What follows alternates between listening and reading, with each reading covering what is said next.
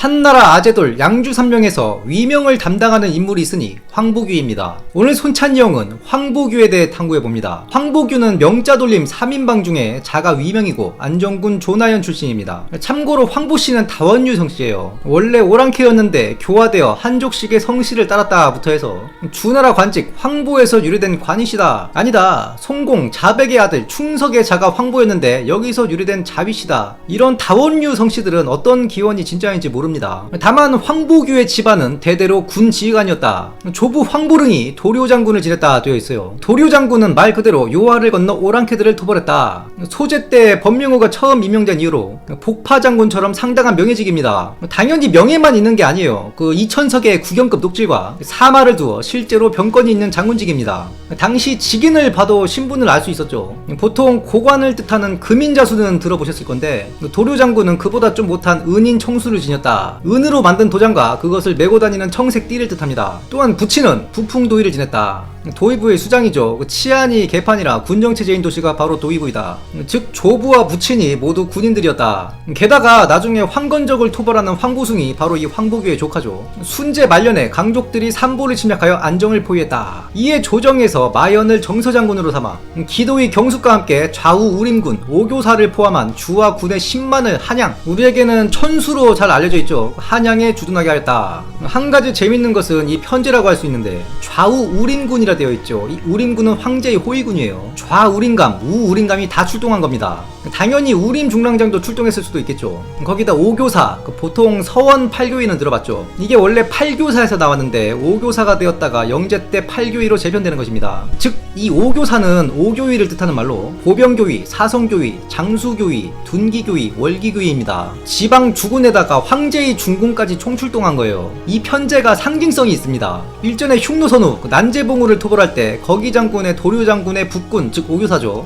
우림군의 주방위군까지 총출동한 적이 있어요. 이때 결과가 좋았습니다. 그래서 그 선례를 따르려 한 것 같아요. 다만 정서장군 마현의 10만은 당연히 호활입니다. 10만은 한 주의 총 병력을 상징하는 숫자라 했죠. 호활일 수밖에 없는 게 그 난제봉우 때도 총 병력이 4만이나 되어 있어요. 그도 그럴 것이 5교위, 즉 5교위의 각각 병력 편제가 700밖에 안 됩니다. 그럼에도 정서군의 주 병력에 황실의 근위대가 포함된 이 토벌대가 정예의 대군이었음은 의심할 여지가 없다. 그런데 포위 규가 마현이 패할 것이라 소호를 올렸으나 받아들여지지 않았다. 당시 사서에 포위, 가리 이런 용어가 나오는데 관직 없는 일반 백성이란 뜻이에요. 포위는 배로짠옷, 가리는 갈색 옷이라 보면 됩니다. 당연히 조정에서는 무시할 수밖에 없죠. 황제의 대병까지 동원했고 심지어 이 마현이라는 사람이 명장입니다. 약 15년간 강족만 토벌한 사람이에요. 당연히 황제의 대군에 그 군을 명장 마현이 이끄는 이 상황에 깡촌의 일개 도의의 아들이 이러쿵저러쿵 하는데 귀담아 듣지 않죠.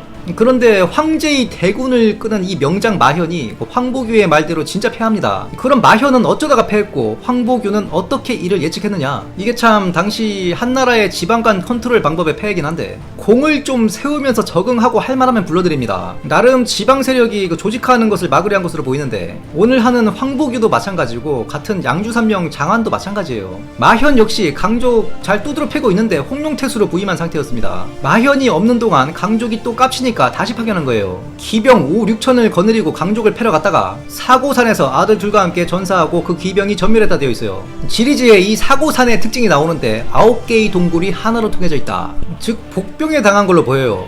황보규는 군인 집안이라 했죠. 마현이 작전에 신경을 쓰지 않는다고 봤다. 그리고 나중에 황보규의 상소를 보면 마현이 돈과 시간만 허비했다 이런 식으로 얘기하거든요. 그런데 마현 같은 경우는 전술했듯이 실제로 전공이 많은 사람이에요. 이건 마현이 무능하다기보다 강족들에 대한 통치 방법론 차이에서 기인한 것이다. 마현은 단경과입니다. 강족은 강경책으로 두드려 패서 다져야 된다. 그런데 당시 강족을 중국에서는 분포에 따라 동강족, 중강족, 서강족으로 나눠 불렀는데 마현이 복귀했을 때에는 이 강족들이 단합하기 시작하는 시기였습니다. 제갈량도 나중에 서융 토벌에 관해 얘기하면서 서융은 용맹하고 사나우니 쉽게 이길 수 없다. 다만 내분이 일어났을 때 도모할 만하다 했거든요. 황보규가 봤을 때 서융이 단결하기 시작했다. 이건 광군에게 절대 불리할 수밖에 없다. 그런데 마현은 개체기 없이 계속 똑같이 두드려 팰 국림밖에 안 한다. 이것이 마현이 작전에 힘을 다하지 않는다는 의미겠고 그래서 패배를 예측했다 볼 수 있겠습니다. 조정에서는 이 패배를 예측한 황보규를 다시 보기 시작합니다. 군의 공조로 임명하여 갑사 800을 주어 맞게 받게 하니 황보규가 강족들을 물리쳐 패퇴시켰다. 800으로 잘 싸워내 할 수 있지만 값싸는 말 그대로 갑옷 입은 병사, 무장이 잘 되어있는 병사를 줬다 이 말이에요. 이에 조정해서 그를 상계연으로 승진시켰다. 그런데 이 상계연이 사마이도 처음 받은 관직이긴 한데 군권이랑 상관이 없는 보직입니다. 각 주는 매년 정월이 되기 전에 중앙조정의 그 주 밑에 군연 관련해서 세수, 토지, 인구 등을 보고하게 되어 있었어요. 이걸 상계연이 조사하여 문서를 쓰면 그 부하인 상계리가 그 문서를 들고 조정에 가서 전달하는 것입니다. 상계리는 많이 들어보셨죠? 공손찬도 상계리를 거쳤었고, 유명한 상계리 일화로는 등해가 전농도의부의 상계리로서 문서를 들고 심부름하다가 사마이한테 보고하는 자리에서 얘기를 나눠보니 사마이가 이놈 말은 좀 더듬는데 보통 놈 아니다. 등해가 사마이에게 픽업되는 순간이죠.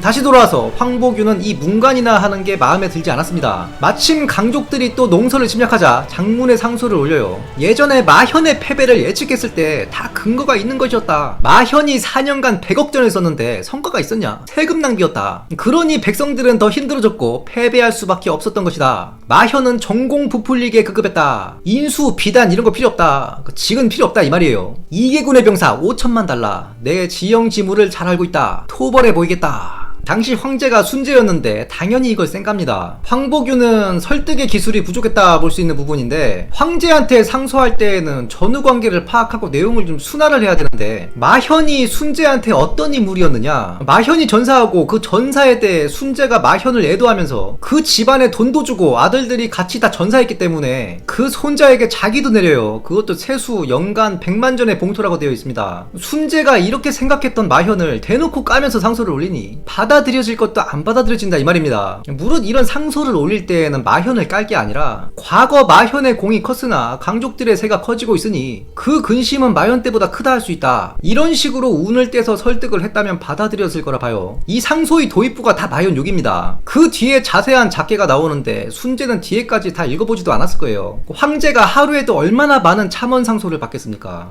거기에다가 시작부터 자신이 아끼던 장수를 까고 있으니 끝까지 읽어볼 이유도 없는 것입니다. 물론 그 전에 그 상서령이 실제로 황제의 집무실까지 전달될 상소를 거르죠. 상서령이 황보규의 상소를 봤을 때 지금의 황제께서 아끼던 그 죽은 마현을 까는 상소네, 이놈 이거 정신 나간 놈 아니냐 하면서 이 상소를 올리지도 않았을 거예요. 즉 이 상소는 순제에게 전달조차 안 되었을 가능성이 높다. 이런 식의 상소가 결국 화를 부릅니다. 순제가 죽고 충제가 즉위하는데 문제는 그 충제가 2살이었습니다. 그 권력이 당연히 양태후의 친오빠인 외척 양기한테 가요. 이 양기가 같은 양주 3명 중에 장환은 되게 이뻐했습니다. 장환이 쓴 모시장구를 환제한테 직접 보여주기도 하죠. 그런데 황보규는 어떻게 했느냐, 충제가 3살 때 죽어버리거든요. 당시 영아 사망률이 높아서 3세 이전에는 암형도 안 지어준다 했어요. 3살짜리 황제가 죽은 것도 이상한 일은 아니다. 그런데 대장군 양기가 또 다른 어린 황제를 세웁니다. 이 황제를 양기가 독살해버려요. 이후 양기와 황관들 그리고 여기에 붙어먹던 탕류들이 결탁하여 환제를 제위에 올리죠. 이때 황보규가 이 꼬라지를 보고 상소를 올려요. 내가 아첨에서 출세할 수 있다는 걸 모르는 게 아닌데 나는 안 그럴 겁니다. 양기 조져야 된다. 물론 나중에 환제가 양기를 기습하여 치고 황제의 권력을 되찾는데 그 전까진 환제도 양기한테 꼼짝 못하는 상태였어요. 이 상소도 양기가 보게 되는 것입니다. 이놈 이거 안되겠다. 낭중으로 강등시켜버립니다. 이에 황보규가 벼슬을 버리고 고향으로 돌아가게 되는데 양기가 그걸로 그치지 않겠죠. 주와 군에 명하여 황보규를 죽이고자 한 게 2~3차례가 되었다. 이후 황보규는 14년간 응가하면서 300명의 제자들에게 시경과 주역을 가르칩니다. 그런데 이때 환제가 양기를 기습하여 집안을 도륙냅니다. 양기가 나락갔으니 조정에서는 황보규에게 기회를 주겠죠. 5번의 청거를 모두 거부하였다. 대신 양기와 연좌되어 나락간 장환을 7차례 청구합니다. 그래서 장환이 무위태수로 복직하게 돼요. 장환은 자신을 핍박했던 양기의 사람이었지만 이것만 봐도 황보규가 정치공학에 무관심했다 볼 수 있죠. 그런데 태상과 낙야일 때 도적 숙손무기가 세를 이루기 시작했다. 이 숙손무기의 토벌에 대해서 같은 후한서에서도 황보규의 열전과 방술열전의 그 서사가 좀 다르게 나옵니다. 물론 방술열전은 점쟁이들 서사이기 때문에 좀 걸러볼 필요가 있긴 한데 일단 그 서사를 얘기해보자면, 남양인 종자가 숙손무기를 토벌할 때 낙야인 조원이 고허전술을 가냈다. 이 고허는 주역 용어인데 보통 역법에 12지가 쓰이죠. 이들 중 10개를 제외하고 남은 것을 고라고 하고 이에 상충하는 것을 허라고 합니다. 그런데 이게 위치의 기륭을 점치는 수단이에요. 조원이 말하길 현재 적들이 주둔해 있는 곳을 허라고 한다면 지금의 오양 땅이 고라고 할 수 있으니 오양을 선점하여야 한다. 뿐만 아니라 진격에 있어서 그 진격할 때를 잘 병사들에게 가르쳤다 하니 그 때조차 아마 점괘로 점을 쳤겠죠. 이에 일전파적 한 번의 전투로 적을 격파하니 서연주 이계주가 일거에 평정되었다. 그런데 황보규 열전에서는 종자의 토벌이 소용없었다 되어 있어요. 이에 조정에서 황보규를 초빙하여 태산태수에 임명했다. 낭야 태산이라 하면 사실 옹양주와는 상관없는 완전 중원지역이죠. 황보규가 부임하자마자 계책으로 숙소무기를 토벌하였다. 여러가지 추측이 가능하겠죠. 종자가 전공을 뻥튀기 했느냐. 다만 종자는 청류팔고의 일원으로 의로원자였으니 이건 설득력이 없고, 이후 황보규가 상소한 내용에도 종자의 공을 얘기하거든요. 종자가 토벌한 건 사실인데 숙소무기가 제기했다 보는 게 맞겠죠. 이에 황보규가 부임하여 제기한 숙소무기를 다시 한번 꺾었다. 물론 방술열전에 점괘로 막 전쟁을 했다는 건 제가 한수편에서도 얘기한 것 같은데, 실제의 작계가 따로 있고 이런 점술은 사기 진작의 차원일 가능성이 높아요. 작계, 점괘를 끼워 맞춰서 우리가 어차피 이기게 되어 있다. 조언이 말한 오양이 역주상 고에 해당하는 땅이라기보다 실제로 요충지에 해당하는 땅이었다 보는 게 합리적이겠죠. 주역의 원리에 따라서 승패가 갈린 게 아니라는 거예요. 이후 서방의 강족들이 단합하여 약탈을 해대는데 양주자사 곽갱이 단경을 시기하여 지원을 늦췄다. 이에 단경 휘하의 강족들이 이탈을 하면서 곽갱이 이건 단경 때문이다 참언하여 단경이 탄핵돼버리죠. 이때 연주에 있던 황보규가 바로 상소를 올립니다. 열전에는 국가의 일에 희생하기 위해 상소를 올렸다 되어 있지만 그 포장지를 좀 벗기자면 단경에 빈자리가 생긴 거예요. 단경의 대강족 정책은 강경책 1세기였기 때문에 황보규에게 단경은 마현이나 다름없는 자였다. 그 얘가 황보규가 자신과 노선이 같은 장화는 구명을 했어도 단경을 구명하진 않아요. 이때도 단경을 파직하면 안 된다. 이게 아니고 내가 거기 가겠다. 내 고향이 원래 기산일대다. 내가 있어야 할 곳은 이 연주 태산이 아니다. 나는 거기 지형도 잘 알고 나이도 벌써 59이다. 제발 보내달라. 이어 강족 중에서도 가장 용맹한 설련족이 활기를 치자 조정에서는 그제서야 황보규에게 절을 주고 서쪽으로 보냅니다. 이에 강족 800을 참수하니 10만의 강족들이 황보규를 알아보고 투항하였다. 이 투항에는 작지 않은 의미가 있습니다. 일전에 단경은 강족들의 근원지인 적석산까지 쳐들어가 씨를 말리려 한 인물이에요. 단경보다 황보규가 낫다 판단을 했을 겁니다. 황보규도 나는 단경처럼 무조건 두드려 패진 않는다 메시지를 줬겠죠. 그 일례가 몇 가지 나오는데 강족들이 한나라 지휘관에게 뇌물을 많이 바쳤습니다. 안정태수 손준포왕 강족들의 뇌물을 받아먹거나 강족들 핍박한 관리들을 다 잡아 족쳐버려요. 이 중에서는 단경을 모함한 양주사사 곽갱도 있습니다. 나중에 단경이 장화는 죽이려고 했으면서도 황보규는 놔둔 이유가 곽갱을 처단해준 게 있기 때문으로 보여요. 아무튼 이러한 황보규의 메시지에 심저강족 10만이 또 항복했다 되어 있어요. 장환이랑 비슷하죠. 장환도 강족들이 주는 뇌물을 돌려보냈다. 이 둘은 강족의 경우 감읍시키면 통제할 수 있다 본 겁니다. 그리고 저도 그게 맞다고 생각해요. 흉노와 다르게 강족들 같은 경우에는 말이 통합니다. 그래서 제갈량 융중대에서도 서유웅은 손잡아야 할 상대라 했고 유비가 마초를 후대한 이유이며 강유와 곽해도 서로 강족을 꼬시려고 한 거예요. 어느 정도 살게만 해주면 한족 지휘관을 인정을 했어요. 반면에 흉노 같은 경우에는 과거 한나라의 조공을 받던 역사가 있어서 그 프라이드가 있다 보니 한왕실 입장에서 길들이기가 상당히 쉽지 않았습니다. 그런데 황보규에게 시련이 닥치죠. 황보규는 황관들을 싫어하였다. 당연히 황관들의 미움을 받습니다. 황보규가 강족들에게 뇌물을 주었다. 강족들과의 평화는 황보규가 세금을 퍼주고 산 거다 한 거예요. 문서상의 투항이지 실제로 항복한 게 아니다. 이에 황보규가 자신의 변을 하는 상소를 올립니다. 신은 탐관 오적을 처형하였고 그 과정에서 알아보니 부패한 자들이 그 밑에 말단까지 100명이나 연관이 돼 있었다. 얘들은 조정의 권력자들한테 돈을 바치는 놈들이었는데 그래 나 강족한테 돈 줬다. 근데 불과 1000만전이다. 참고로 단경이 환제한테 강족 토벌 명목으로 지원받은 금액이 54억 전입니다. 그러면서 장부 대조해봐라. 단지 1000만전으로 모반을 막았다. 선대 한나라는 공주까지 흉노한테 시집을 보냈는데 1000만전으로 평화를 이룬 게 무슨 문제냐. 여기서 하는 말이 옛 경에서 이르기를 녹사불태금이라. 이 해석이 후한서 국내 번역본 보면 거진 다 엉터리로 되어 있습니다. 사슴은 죽을 때 좋은 그늘을 가리지 않는다. 심지어 음을 소리로 해석해서 사슴은 죽을 때 소리를 가리지 않는다.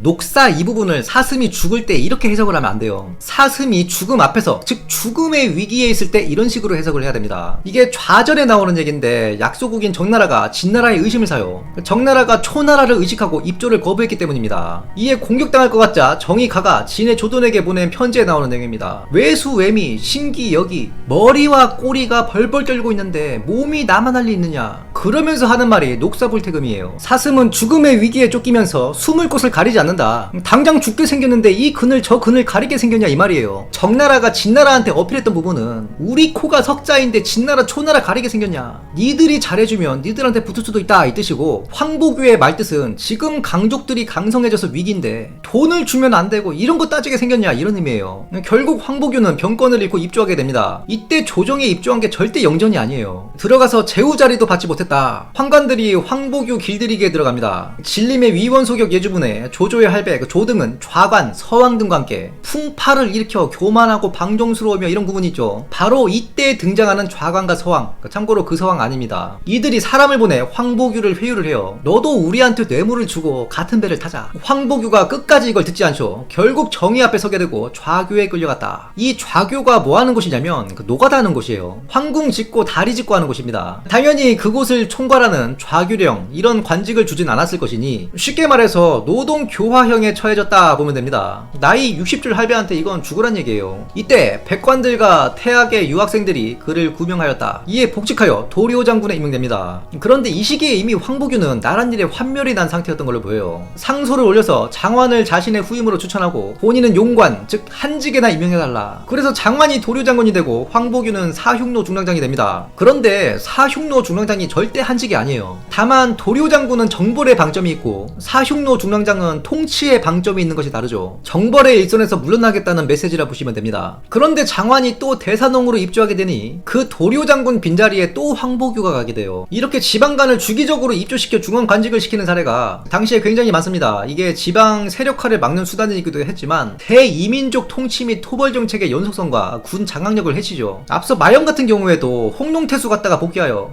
군정의 공백 때문에 패한 것도 없지 않아 있습니다. 또 한 가지 문제가 이 대이민족 지방관들이 입주와 파견을 반복하면서 농으로 통하는 길의 치안이 좋지 않아 매번 고생했다 되어 있어요. 도리오 장군에 복귀하는 황보규는 낙향을 꿈꾸었다. 이에 병을 이유로 사직하려 했으나 반려되었다. 마침 친한벗 왕민이 상을 당하자 위수 지역을 이탈하여 왕민의 상을 방문합니다. 그리고 동시에 사람들을 시켜서 이 사실을 고발하게 합니다. 황보규가 개인적인 일로 군무 이탈하여 국경을 넘었다. 그런데 이 고발을 접수한 호방도 보통 인물이 아니었죠. 이건 황보규의 계략이다. 나를 이용해서 사직하려 하는 것이다. 그는 인재인데 어찌 내가 나라에 해가 되는 일을 보고할 수 있는가. 그냥 넘어갑니다. 그리고 곧 단고예금이 발생하니 명성이 좀 있다 하면 이놈 저놈 다 엮이죠. 그런데 황보규는 엮이지 않은 거예요. 후한서에는 명성이 높지 않았기 때문이다 되어 있는데 사실 도리오 장군의 백관들이 모두 구명하던 인물이 명성이 후달린다 이건 말이 안 되고, 황보규가 워낙 정치적 아웃사이더였기 때문에 황보규? 그 노인네는 그냥 냅둬라 이렇게 됐을 가능성이 높아요. 그런데 이걸 황보규가 나 정도면 서방의 호걸인데 연좌되지 않음을 부끄럽게 여겼다 되어 있어요. 나 좀 제발 연좌해달라 상소를 올렸다. 근데 이게 되게 웃깁니다. 신은 결당 혐의가 있습니다. 과거 장관을 청구한 것도 결당하기 위함이었고 좌교에 끌려갔을 때 신을 구명해준 자들도 다 당인입니다. 신은 당고입니다. 그런데 조정에서 아무 반응을 하지 않았다. 다만 당대 사람들은 황보규가 자진납세를 하여 오히려 화를 피했으니 현자라고 생각했다. 환제 말년에 조정이 입주하여 태부가 되었다. 태부를 삼공보다 높은 상공이라 하지만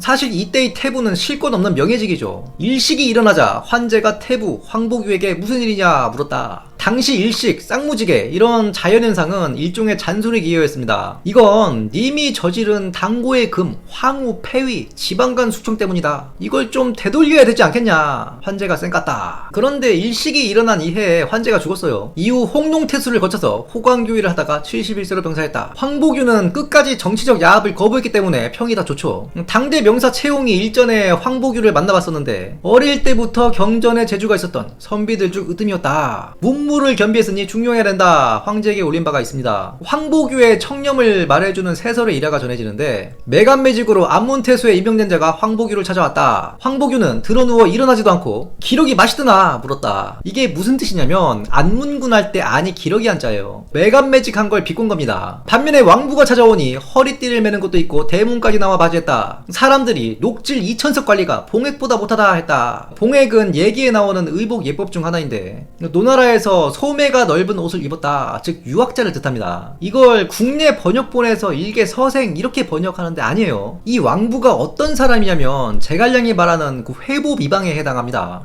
평생 응거하면서 유학을 연구한 철학자예요. 그 왕부가 지은 책 중에 그 잠부론이 있죠. 일종의 정치 비판서입니다. 사명삼비라 해서 명료해야 할 4가지 도리와 하지 말아야 할 3가지 뭐 이런 거 논하는 책인데, 다들 한 번씩 들어봤을 법한 유명한 이야기 있습니다. 일견폐영, 백견폐성. 한 마리의 개는 형태를 보고 짖고 100마리의 개는 소리를 듣고 짖는다. 굉장히 철학적이죠. 처음 짖는 개는 무언가 존재하는 것을 보고 짖은 겁니다. 그게 옳든 그르든 그 뒤에 짖는 100마리의 개들은 처음 짖는 개의 소리를 듣고 짖는 거예요. 이 말에 얽힌 이야기가 있는데, 그 사원이라는 자가 사슴을 쫓다가 수많은 사람들이 뭔가를 잡으려고 소리치는 것을 보고 사슴을 포기하고는 그 사람들을 따라갑니다. 찾고 보니까 흰 돼지예요. 와, 이거 진짜 귀한 생명체다. 꿀꿀대는 그 소리조차 특별해 보였다. 그런데 비가 한 차례 오더니 알고 보니 흰 진흙에 뒤덮인 돼지였다. 꿀꿀대는 소리가 그냥 영락없는 돼지였다. 사람들의 아우성에 사슴을 놓치고 일개 돼지를 잡아온 거예요. 한 마리의 개는 형상을 보고 짖지만 100마리의 개는 소리를 듣고 짖는다. 이 뜻은 군중들이 잘 알지도 못하면서 그냥 따라 짖는다 이 뜻입니다. 즉 왕부는 본인이 등용되지 못하는 현실을 비판하면서 관리를 선발할 때 명성만 보고 등용하는 실태를 꼬집은 거예요. 그런데 이게 지금 사회에도 굉장한 울림을 주는 가르침이죠. 루머라든가 헛소문, 가짜뉴스 이런 거 우리 사회의 병폐 아닙니까? 이런 대학자를 급히 마중하는 것은 사실 당연한 것이었다. 이 황보규의 타협하지 않는 기질은 가풍에서 비롯된 것으로 보입니다. 심지어 그 황보규의 아내는 미인이었다. 황보규가 죽고 과부가 된 그녀를 동탁이 취하려 하였다. 예물을 잔뜩 주자 일부러 거지 같은 옷차림으로 동탁을 찾아가 거절하였다. 이에 동탁이 나의 권세가 천하에 뻗치는데 어찌 일개 아녀자에게 통하지 않느냐 하니까 이 깡촌 오랑캐 같은 놈이 하면서 욕을 퍼붓죠. 그리고 동탁한테 맞아 죽습니다. 후대에 예종이라는 이름이 붙는데 실제 이름은 아니에요. 열녀열전에 올려야 되는데 이름이 없으니까 후대에 붙인 것이고, 예종 한자 뜻이 몸가짐이 바른 본보기, 즉 몸가짐과 예법이 훌륭한 여자들에 대한 호칭입니다. 조카 황보숭은 말할 것도 없고 증손자 황보밀 같은 경우에도 위나라 진나라의 등용 제안을 끝내 거절하죠. 황보 집안 자체가 보통 집안이 아니었다.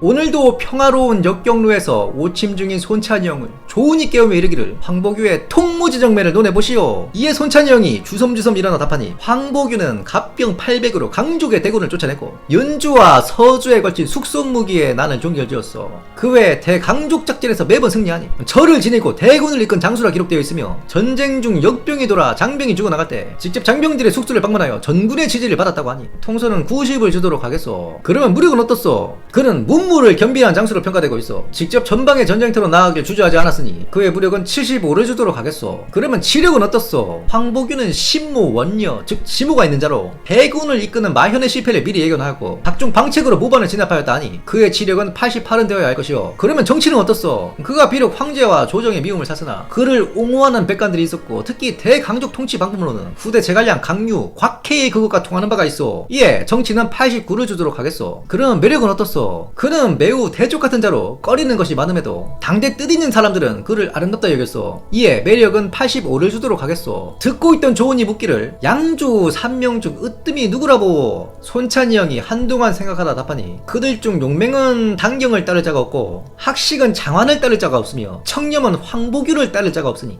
어찌 우열을 가릴 수 있다 할 수 있겠소. 다만 그중 가장 아름다운 자라 하면 바로 황보규라 할 수 있어. 조은이 고개를 끄덕이다 나가려는 찰나 돌아와 다시 부르니 그런데 그 한 마리의 개는 형상을 보고 짖고 100마리의 개는 소리를 듣고 짖는 자는 그 말이 참으로 타당하오. 나는 사람이 오는 것을 보고 호통치지만 공손을 장군은 왜 짖는지도 모르고 그냥 따라 짖으니 말이오. 이에 손찬이 형이 답하니 네가 제일 나쁜 놈이요. 가장 먼저 쓸데없이 짖어 허물을 뿌리니 공손을 같은 자가 무지성 통주하며 짖는 것 아니오. 이에 조은이 아 그런 뜻이었어 머쓱해하며 태청하니 손찬이 형은 한숨 쉬며 다시 오침을 청하였다. 지금까지 양주 3명 아재돌 중 청룡을 담당하는 황보규에 대해 탐구해보았습니다. 영상이 유익하셨다면 구독, 좋아요, 알림 설정, 하이프 부탁드리며 다음 시간에도 풍성한 내용으로 찾아뵙겠습니다. 감사합니다.